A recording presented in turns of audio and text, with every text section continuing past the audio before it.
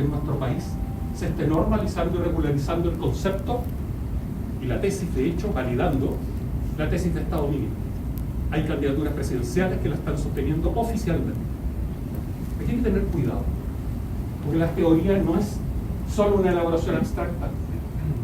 Cuando se encarna, se convierte en principio de realidad, y las cosas tienen consecuencias. Solo un par de observaciones. El Estado es la organización de la vida, es la concepción del todo. Por eso es la expresión de un todo social. Y eso, voy a sintetizar al máximo, en el fondo es la configuración estructural dada en tiempo y espacio de un cuerpo social. Y eso ha existido siempre, no como se enseña por ahí. Fundaciones aplicadas enseñan lo contrario. El Estado es una invención moderna. El Estado ha existido siempre porque la estructura social ha existido siempre. Que evoluciona en el tiempo es evidente. Cambia la forma. Pero el principio constitutivo y constituyente de la realidad ha existido siempre desde que existe ser humano. Aún más, esta concepción de Estado mínimo tiene solo un par de observaciones, hay más en el texto. Por su complejidad.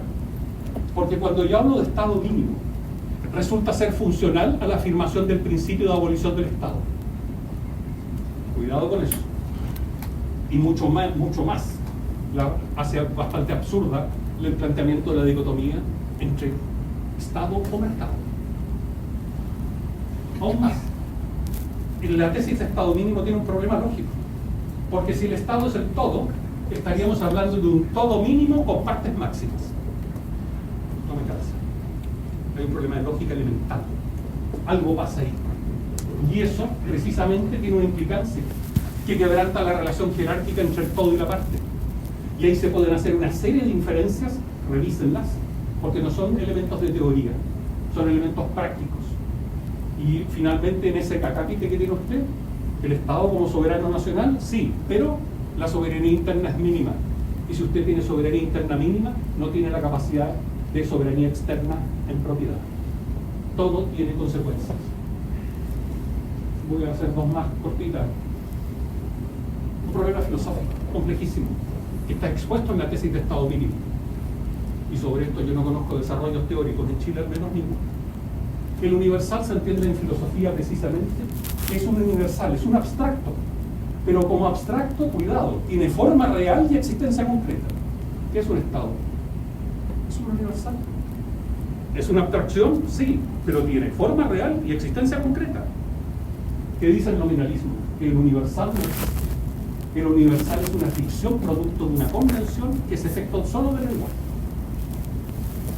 En consecuencia, ¿qué es Chile? Es un Estado. Es un Estado. Es un universal.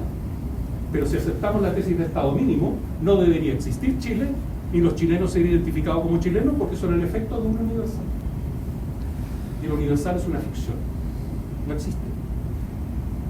En consecuencia, estaríamos frente a un universal mínimo con un nominalismo máximo. Y cuidado con la calificación de Estado mínimo. ¿Por qué razón? Porque la voz mínimo refiere explícitamente a pequeñez y lo poco importante.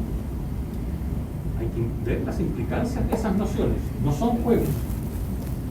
Y es más, en conjunción se estaría hablando de un Estado mínimo, que es un mínimo estado de existencia. Y termino con esto.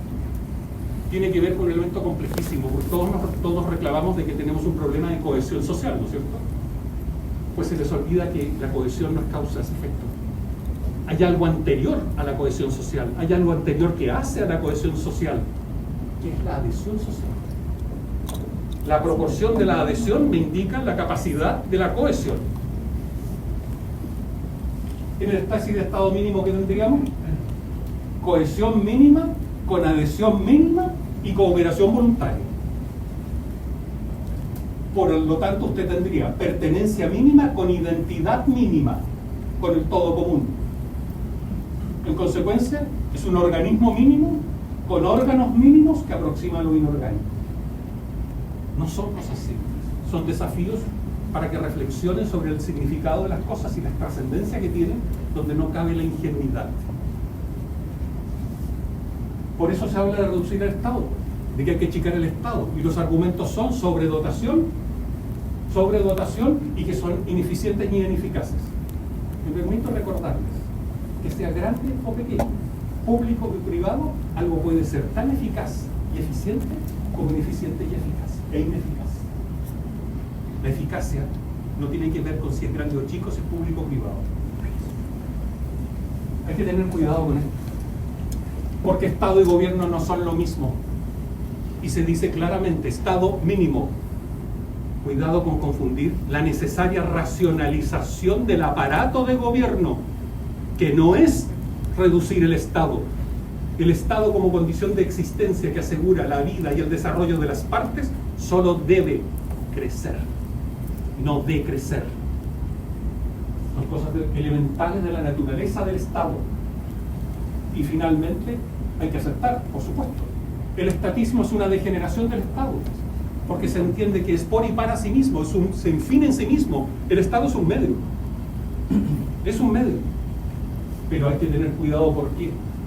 Porque el recurso discursivo de decir hay que reducir el Estado, cuidado, hay que tener cuidado con que no sea una estratagema discursiva destinada a configurar una encubierta u ocultación dolosa de una intención socialmente indecible.